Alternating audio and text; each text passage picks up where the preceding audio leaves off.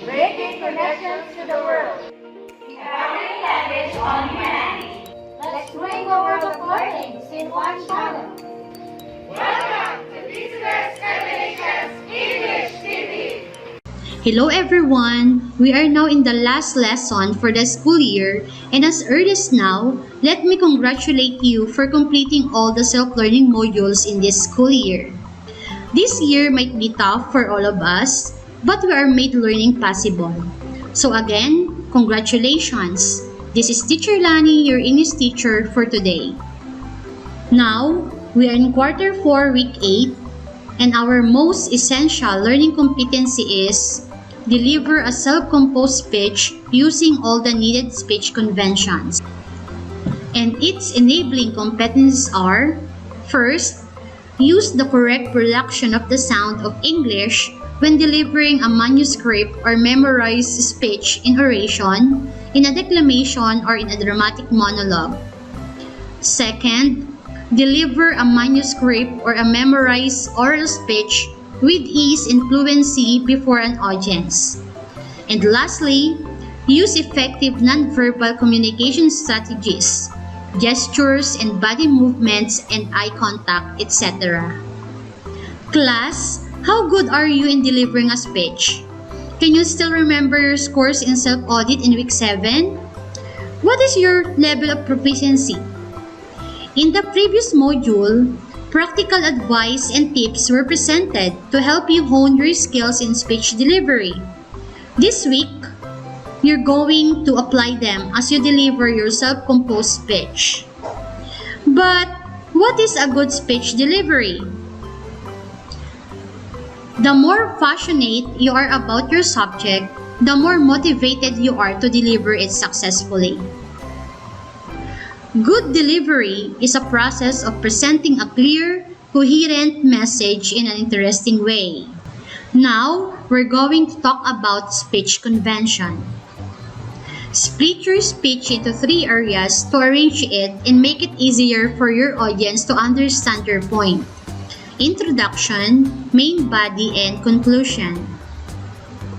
In the introduction, your aim is to tell your audience who you are and what you're talking about. Then, you want to grab their attention. You may start with a story or a question to get the audience's attention from the get-go. The main body of your speech is where you make your arguments. Divide this main body into 2 to 3 points and separate each point into different paragraphs. Because you're into separate paragraphs, it's important to make it clear what each section is about. To do that, ensure that you have your topic sentence for each paragraph.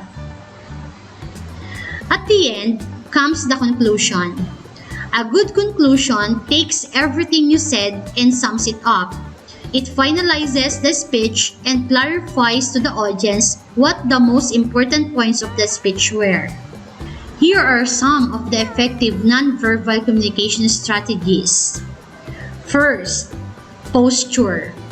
When you stand up straight, you communicate to your audience without saying a word that you hold a position of power and take your position seriously. On the other hand, if you are slouching, hunched over, or leaning on something, you could be perceived as ill-prepared, anxious, lacking in credibility, or not serious about your responsibilities as a speaker. Remember, you only get one shot at making a first impression, and your body's orientation is one of the first pieces of information audiences use to make that impression.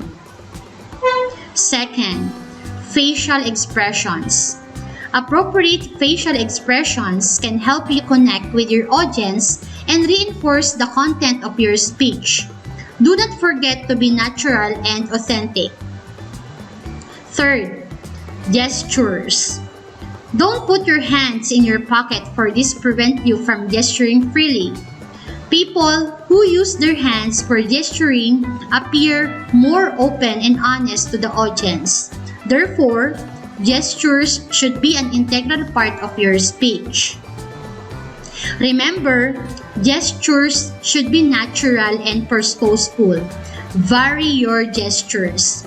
Repetitive use of gestures distracts the audience. Avoid mannerisms such as twisting or pulling your hair, scratching your face or your head, or playing with an object. Remember that gestures should emphasize important ideas and strengthen your verbal message.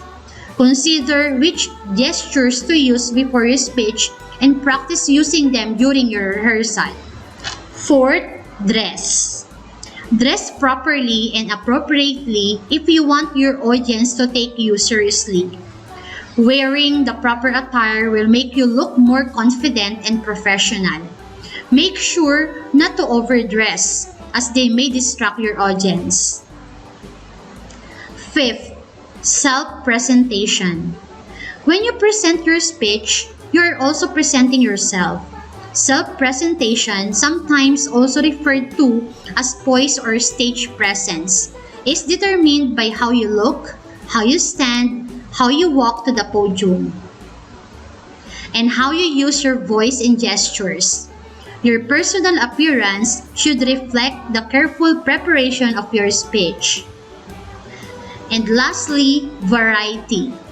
One of the biggest mistakes novice public speakers make is using the same gesture over and over again during a speech.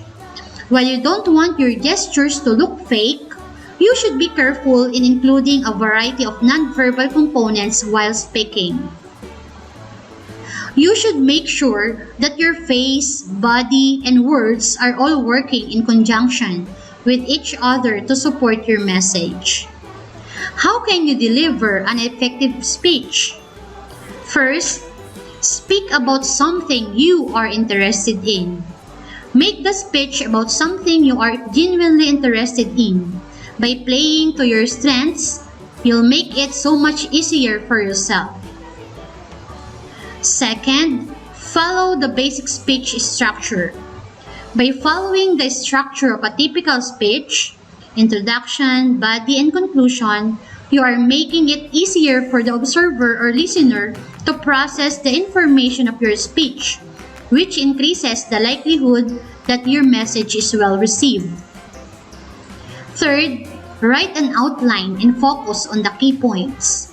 Write down the key points of what you would like to say. Keep it as simple as possible.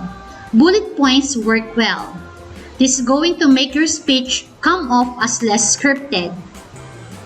Fourth, simplify. By simplifying and focusing on a few main points, 3 is the magic number. You will make it easier for the audience to fully grasp what you are saying. Fifth, enunciate words clearly. It can be helpful to remind yourself to speak slowly and to enunciate words clearly because many people have the tendency to speak a bit too when nervous. Sixth, take deliberate pauses. Your audience needs some time to catch up with what you are saying. This is particularly important when giving a humorous speech because pauses build tension and suspense, which in turn is what makes something funny. And lastly, rehearse a lot. It goes without saying that you need to rehearse at least a couple of times. At the very minimum, you should know your introduction. Okay, now that we understand the lesson about delivering a self-composed speech, it is about time to assess your learning. For learning task 1, write agree if the statement is true and disagree if the statement is false. First, in thinking about the topic, make the speech about something you are genuinely interested in. Second, speech structure has 2 sections, namely introduction and conclusion. Third, in writing down the key points in your speech, the more complicated the ideas are, the better. Fourth, outlining gives you an extra repetition and enforces a strong foundation of the key points in your memory. Fifth, By simplifying and focusing on a few main points, you will make it easier for the audience to fully grasp what you are saying. 6. Speak as fast as you can because that will make you look more intelligent. 7. It pays to have an expressive body language and to purposefully move around the stage as opposed to standing still in one place. 8. Never tell a funny story in engaging your audience. 9th, it is important to know your audience and to get into an ideal state of mind before delivering a speech. And lastly, speak with as many people as possible and introduce yourself. Learning Task 2. Read the following tongue twisters thrice. When you have finished reading, check the box next to it. 1. She sells seashells by the seashore. 2. A proper copper coffee pot. 3. Around the ragged rocks the ragged rascal ran. 4. Red lorry, yellow lorry, red lorry, yellow lorry. And lastly, a big black bag beat a big black bear. To wrap everything up, good speech delivery is a process of presenting a clear, coherent message in an interesting way. The more passionate you are about your subject, the more motivated you are to deliver it successfully. So, that ends our lesson about delivering a self-composed speech. Always remember, be the best here at DC Best MHS English TV. Don't forget to like, subscribe, and share our YouTube channel. Bye!